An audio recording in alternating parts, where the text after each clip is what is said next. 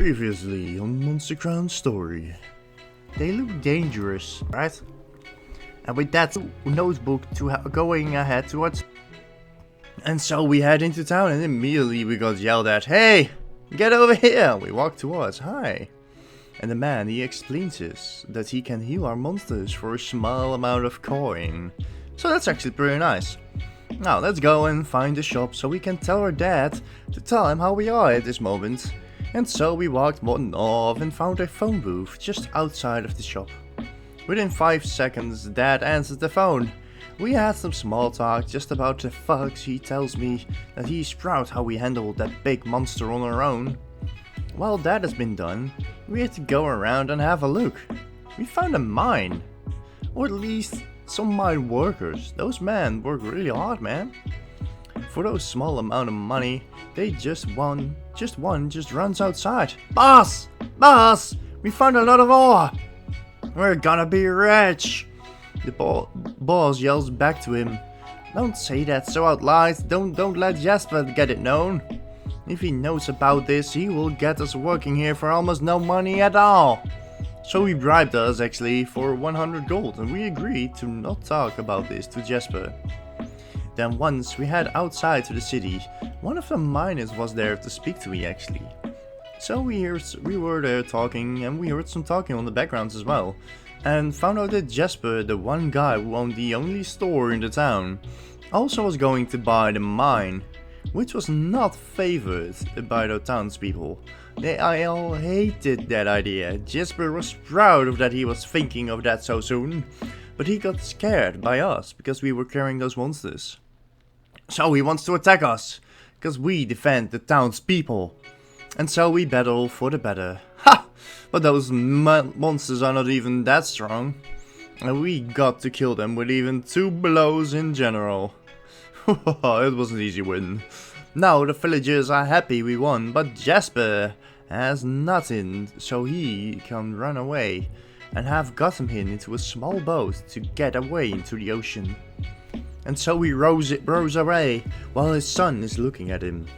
While he rows, you see some big like shades. What is that? Oh no, Jasper just got attacked by those sea monsters we saw earlier today. This is very dark. How did they kill him? Apparently he was the chief tamer of Milltown as well. And since we defeated him, we gained another rank in our monster level. So now we can make our monsters even stronger without losing them. That's pretty cool though. But it came with quite a high price.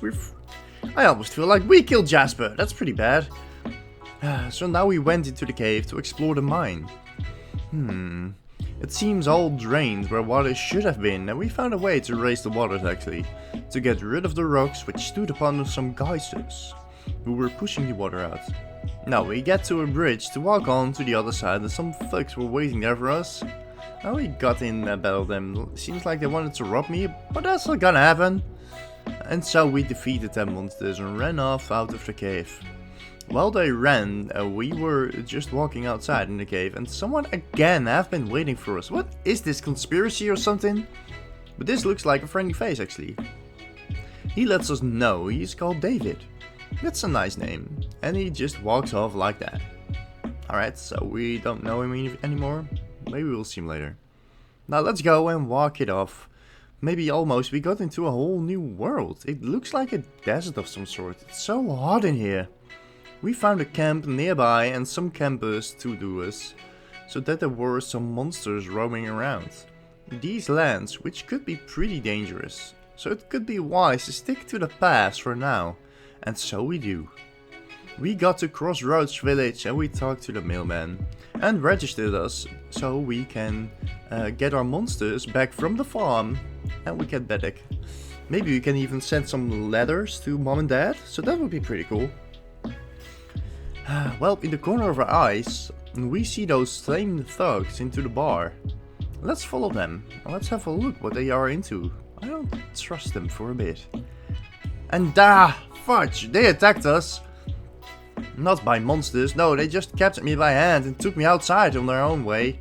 We bumped into David again, and thank God he wants to help us. Then stuff got even worse. Their boss got here. Looks like a small girl? with a very big and strong creature though. The creature got us good. He killed all of my monsters with only one blow. Holy moly. They took us captive and we woke up in some sort of lab. This is weird and we tied up and don't even know what to do now. Apparently the boss is called Betty. And she knows David, I guess. They are enemies, it looks like. David talks about what happens and he says is becoming greedy for power. This must be where Dad have been talking about, that power comes with a great cost. Beth orders a monster to attack us. Ah, dang, that hurts a lot! And we start even to bleed out. But David managed to get away out of his flurry of attacks and calls in with a whistle. And a monster appears. And they saved us, thank God. And so we flew away towards a hill and took camp there to rest up and talk a little bit about what happened. David says he's sorry about me getting involved, but I kinda like this, some sort of action. Even though I got hurt quite a bit. This motivates me to get stronger. And so we rest up a little bit. And see the last stork lifts fly away to here where the resting places is. It's a beautiful sight to behold, I love it. And I think I maybe even dreamed a little bit. I saw a big sea monster and an egg floating in the water. But wait, it's not a dream. Because when I woke up in my bed, I got that same egg in my inventory. That egg's in my backpack, but that's weird. I don't mention this when we wake up fully to David. Because he had to go, so he walked back to the crossroads. And I will go on and find the next tamer chief. Will be continued.